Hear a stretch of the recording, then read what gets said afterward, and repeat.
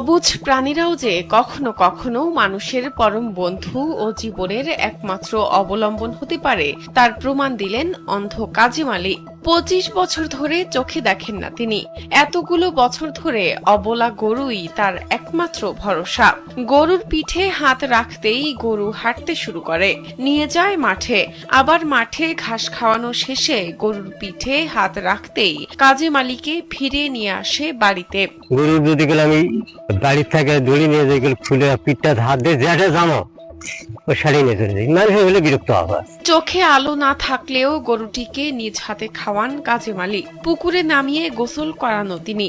গরুকে তিনি এমন ভাবে লালন পালন করেছেন যে এটি তার সব কথা বুঝতেও পারে। তিনি কোথায় যাবেন, কোথায় দাঁড়াবেন, অটোমেটিক গরু তার মনের ভাষা বুঝে যায়। গরুর মাধ্যমে চলাফেরা করেন। গরুকে ঘাস খাওয়ানো, গরুকে গোসল করানো, গরুর সম্পূর্ণ সেবা যত্ন তিনি নিজেই করেন। এত আদর যত্ন করে পালন করা গরুটি কাজী মালির নিজের নয়, অন্যের কাছ থেকে গরু এনে তিনি লালন পালন করেন। এরপর গরুর বাচ্চা হলে প্রথম বাছুরটি তিনি নিজে রাখেন এবং পরবর্তী বাছুরটি দিয়ে দেওয়া হয় গরুর মালিককে। এভাবে অন্যের গরুর সাথে বছরের পর বছর সখ্যতা গড়ে দিন যাপন করছেন কাজেম।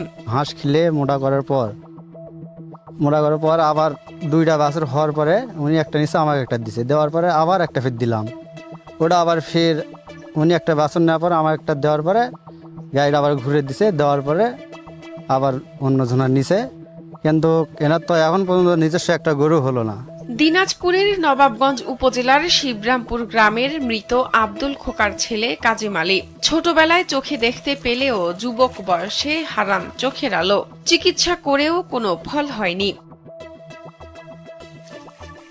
কাজী মালির সামর্থ্য নেই নিজের টাকায় একটি গরু কিনবেন, তাই তো অন্যের গরু পেলে কোনো রকমে কষ্টে সৃষ্টে দিন যাপন করছেন তিনি।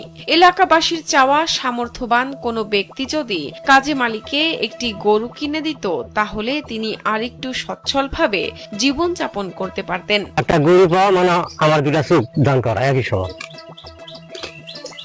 তাহলে গরু হলে সমস্যা নেই। আবার আমার সম্পদ থাকলো তো নিজের একটা কিনেই পারলো, তো যদি 4টা বিয়ান দিবি, এতে 4টা বাচ্চা দিবি, তোমার 2টা দিবি, আমরা 2টা।